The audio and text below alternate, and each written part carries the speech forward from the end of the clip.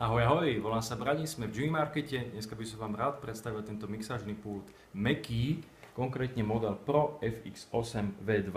Čo vás bude zaujímať najviac je, čo sa všetko do ňoho dá pripojiť. Z ľavej strany sa tu nachádza vstup pre XLR kábel, mikrofóny, čiže mikrofónne pripojenie. V návode sa dočítate samé plusy ohľadom preampu. Ďalej tu máme vysokoimpedančný zapni-vypni gombík, prepínač, to znamená pre elektrickú gitaru. Tá sa dáva samozrejme sem, jack káblom. Ďalej tu máme insert vstup, 6,3 mm jack.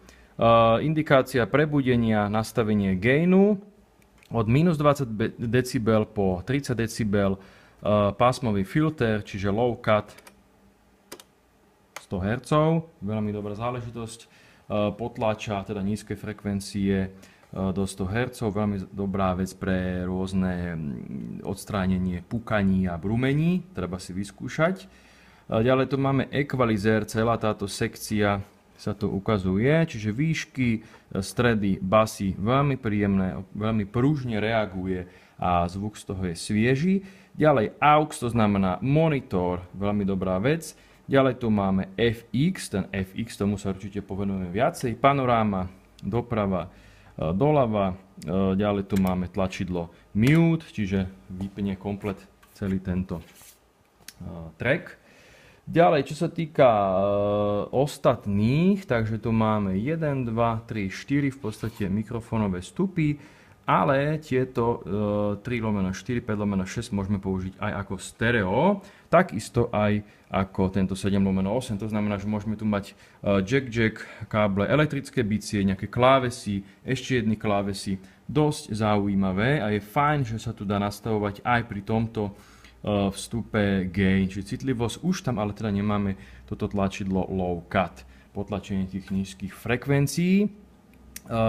Pultík ma celkovo zaujal svojou takou fine, fresh výzážou, pokiaľ hráte v nejakých tmavých, čo sa teda predpokladám, že deje, nejakých prostrediach, tak určite si ľahko zvyknete, možno, že aj po nejakom alkoholickom nápoji, že biely gain, modré sú equalizer, ostatné sú inej farby, takže celkom fajn nastavenie. Tak, poďme sa pozrieť ale na ďalšie záležitosti. Môžeme si sem dať klasika cinch pre nejaké pripojenie MP3 prehrávača, medzi pesničkami si môžete dať pauzu a použijete toto nastavenie, čiže jack a dvakrát cinch, alebo si môžete použiť výstup prípadne na nejaké nahrávanie. Tak, máme tu ďalej stereo return, potom FX send, pokiaľ by ste potrebovali využiť iný nejaký vlastný alebo overený FX nejaký rack, tak môžete to použiť týmto. Tuto máme zapojený monitor, ktorý je tu nastavený. Implicitne ku každému tomuto kanálu si môžete dať teda jeho úroveň. Ďalej hlavný mix ďalší, to znamená pre nejaké možno ďalšie nahrávanie alebo pre nejaké spracovanie hudby. Foot switch, ten sa týka pustenia alebo vypnutia efektu. Môžeme si to vyskúšať. Použijete úplne základný hociaký spínač na zem, čo sa veľmi hodí pre spevákov, pretože nemusíte vždycky ísť do toho mixážneho pultu, máte to na zemi, stlačíte, ukáže vám aj na pulte kontrola, že mute, máte vypnutý efekt. Zapnete, svieti, to znamená, že efekt je aktívny. Veľmi dobrá vec, pretože medzi pesničkami, ak moderujete nejakú akciu vašu vlastnú, aj používate tento pult, tak treba ten hal vypnúť, aby vám bolo dobre rozumieť. Ďalej, výstup na slúchadlá, to je jasné, Phantom Power, fantomové napätie, vypni, zapni. V prípade, ak by sme ho nechali zapnuté, nič sa nedieje, neprebíja nejak extrémne, to znamená, že je samozrejme lepšie, pokiaľ nepoužívate fantomové mikrofóny, teda mikrofóny kondenzátorové, tak si to vypnete a používate, zapnete, je to úplne v pohode. Indikácia master, stereografický ekvalizer, úplná parádička, veľmi jednoduché ovládanie. Opäť si ho môžeme bypass, čiže si ho vypneme, alebo si ho dáme hore, tento gombík aj zapnutý. To isté sa týka aj monitoru. Teraz poďme sa ešte pozrieť na tlačidlo FX Master, to znamená Master hlavný všetkých týchto efektov jednotlivých, je ich úroveň.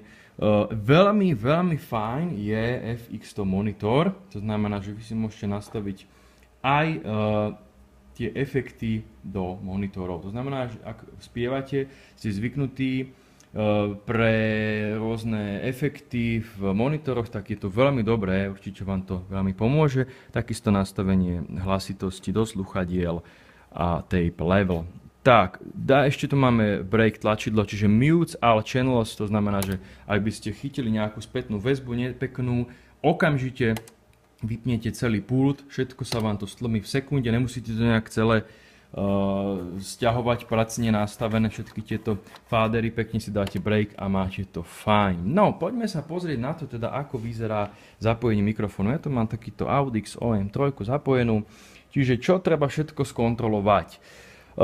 Poďme z hora. Máme zapnutý kábel, používame samozrejme kvalitné káble pre bez nejaké problémové použitie celého tohoto pultu, dáme si gain napríklad na polovičku. Keďže sme speváci, nepotrebujeme hlboké frekvencie, použijeme teda toto tlačidlo pre odstránenie nízkych frekvencií.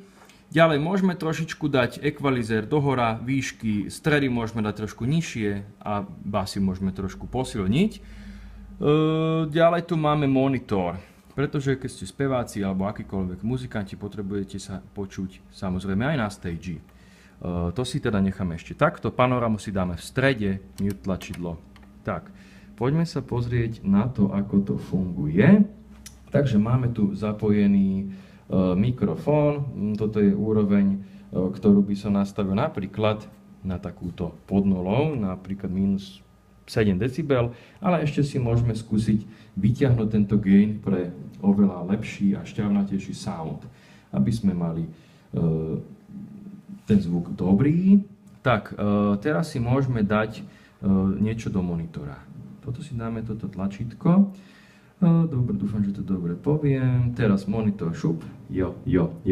A ja si stiahnem tento hlavný, tento, main, fader, ček. A počujeme sa od posluchu dole. To je veľmi dobrá správa, pretože to potrebujeme. Tak poďme sa pozrieť na to, na ten teda monitor. Čiže ja si môžem ten monitor vyťahnuť hore, ček, alebo úplne stiahnuť fajnové.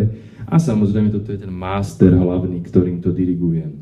To si môžeme spraviť pre každý tento fader, čiže úplná pohodička. No ale poďme si dať teda zase tento hlavný, čiže máme veľké PAčko zapnuté. Dáme si FX, chceme sa pohrať s efektami. Takže púšťame tento fader FX RTN. Tak, a máme tu FX a môžeme si to preklikať. Máme tu nejaký bright room, check, raz, dva, check, warm lounge, small stage, hej, 2,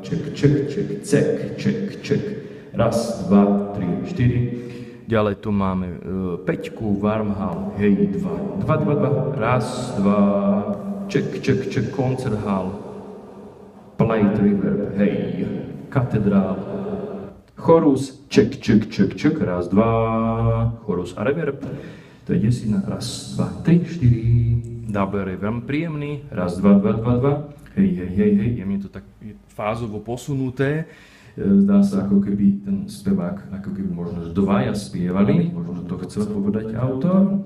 Jemné echo, teraz delay 1, check, raz, dva, delay medium, raz, 3, hej, slow delay a pan delay, ja.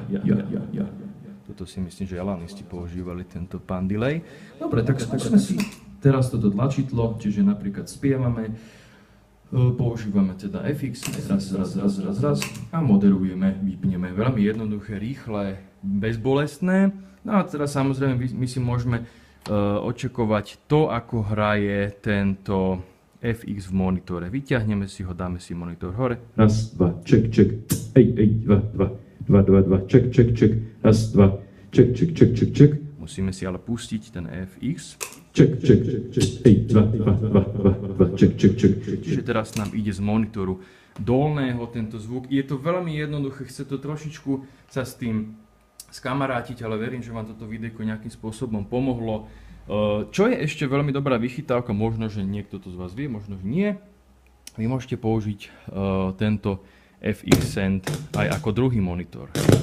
To znamená, že máme tým pádom dvojcestný odposluchový systém, používate AUX a používate FX, no ale samozrejme potom už nemôžete používať tieto efekty, lebo tým si to zahatíte, tento vstup. Takže verím, že vám toto videjko nejakým spôsobom pomohlo. Ešte si môžeme pozrieť takto z boku, ako vyzerá tento mäkký mixážny pult. Samozrejme na trhu sú aj iné, väčšie z tejto série. Cena je famózna, podľa mňa, čo sa týka zvuku, prevedenia, je to úplne skvelé. Ešte vám ho takto zatočím, neviem, či mi káble dočiahnu. Čiže napájací kábel, ktorý je dosť krátky, ten má asi tak 1,5 m maximálne.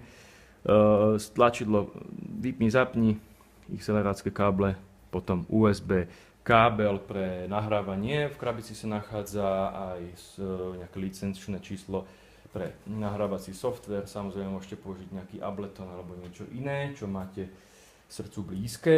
Takže toľko to mäkký mixážny pult, podľa mňa je veľmi príjemná vecička. Cenovo sa pohybuje v roku 2018 okolo 250 €. Skutočne to za to stojí. Ja som s ním veľmi spokojný. Ak by ste mali nejaké otázky, budeme radi. Napíšte dole pod video. Všetko dobré.